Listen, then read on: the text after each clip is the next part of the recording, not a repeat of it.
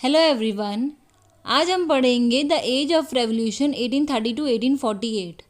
इससे पहली वाली वीडियो में हमने ये देखा था कि कैसे जो यूरोपियन पावर होती है वो नेपोलियन को हरा देती है और नेपोलियन के हारने के साथ साथ मोनार्की फिर से आ जाती है। उसके बाद कॉन्स्टिट्यूशन को दोबारा से लाने के लिए कुछ रेवोल्यूशनरीज आते हैं और रेवोल्यूशन करते हैं।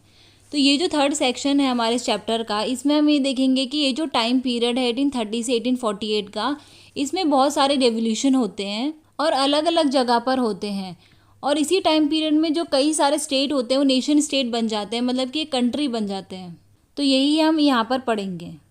तो ये जो रेवोल्यूशन होते हैं ये यूरोप के अलग अलग एरिया में होते हैं, जैसे इटली में और जर्मन स्टेट्स में, ऑटोमन एम्पायर, आयरलैंड, पोलैंड, इन अलग अलग जगह पर हमको रेवोल्यूशन देखने को मिलता है।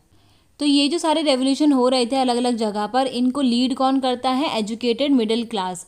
ये जो मिडिल क्लास थी, जो थोड़े बहुत पढ़े लिखे लोग थे, वो इनको लीड करते हैं, जिसमें professor, teachers, clerk, commercial middle class, ये सब आते थे। तो सबसे पहला रेवोल्यूशन होता है फ्रांस में 1830 पर। ये है फ्रांस मैप में। तो जब नेपोलियन को हरा दिया जाता है तो वहाँ पर बर्बन डायनेस्टी को दोबारा से रिस्टोर कर लिया जाता है 1815 में।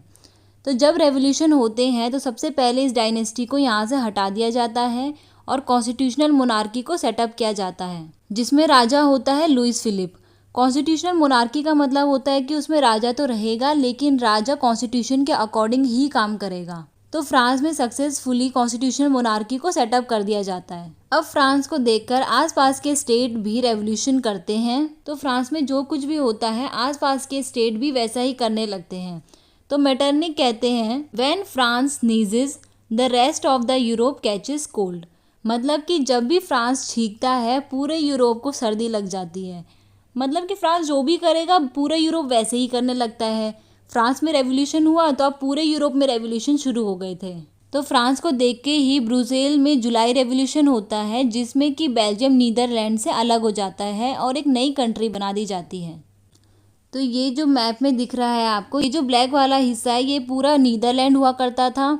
बाद में जो ये बेल्जियम नीचे वाला हिस्सा है नीदरलैंड से अलग हो जाता है और एक नई कंट्री बनाता है। तो यहाँ तक थी फ्रांस और बेल्जियम की कहानी। इसके बाद आगे बढ़ते हैं।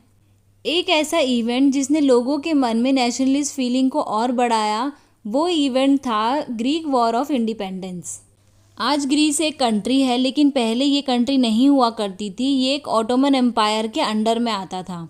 लगभग 15वीं शताब्दी से ये ऑटोमन एम्पायर के अंडर में था, लेकिन 1832 में ये ऑटोमन एम्पायर से अलग हो जाता है और एक अलग कंट्री बनाता है। तो मैप में सबसे पहले देखते हैं कि ग्रीस है कहाँ पर। ये है ग्रीस, जो यहाँ इटली के ठीक नीचे है। लेकिन पहले ये ऑटोमन एम्पायर का पार्ट हुआ करता था और ऑटोमन एम्पायर ऐसे फैला हुआ था।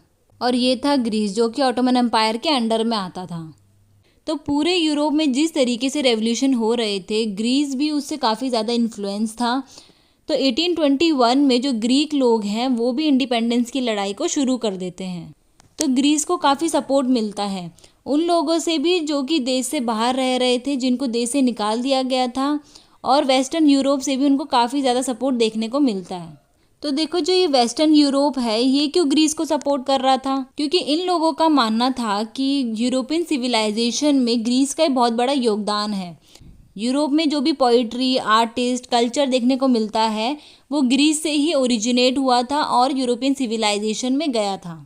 तो इस वजह से जो यूरोपियंस है वो ग्रीस को काफ़ी सपोर्ट कर रहे थे और उनके मन में ग्रीस के लिए सिंपैथी भी थी। यहाँ तक कि जो इंग्लिश पोइट थे लॉर्ड बायरन, वो ग्रीस को इतना सपोर्ट करते थे कि वो उनको फंड्स भी देते थे, मतलब अपने पैसे भी देते थे। और यहाँ तक कि वो ग्रीस की लड़ाई में भी चले गए, जहाँ पर उनकी डेथ हो गई 1824 में फीवर की वजह से। तो वेस्टर्न यूरोप से भी काफ़ी सपोर्ट देखने को मिला ग्रीस को। एट द एंड 1832 में ट्रीटी ऑफ कॉन्स्टेंटिनोपल होती है, जिसमें ग्रीस को इंडिपेंडेंस दे दी जाती है और आखिरकार ग्रीस एक इंडिपेंडेंट नेशन बन जाता है। तो यहाँ तक हमने देखा कि कैसे पूरे यूरोप में रेवोल्यूशन हो रहे थे। अलग अलग जो स्टेट्स हैं वो इंडिपेंडेंस चाह रहे थे और एक अपनी अलग कंट्री बनाना चाहते थे। हमने फ्रांस, बेल्जियम और ग्रीस के एग्जाम्पल से ही समझा। तो यहाँ तक थी हमारी आज की वीडियो। अगर इससे रिलेटेड कोई भी डाउट है तो आप मुझसे कमेंट सेक्शन में पूछ सकते हैं। मिलते हैं अपनी नेक्स्ट वीडियो में। Till then take care and subscribe to my channel. Thank you.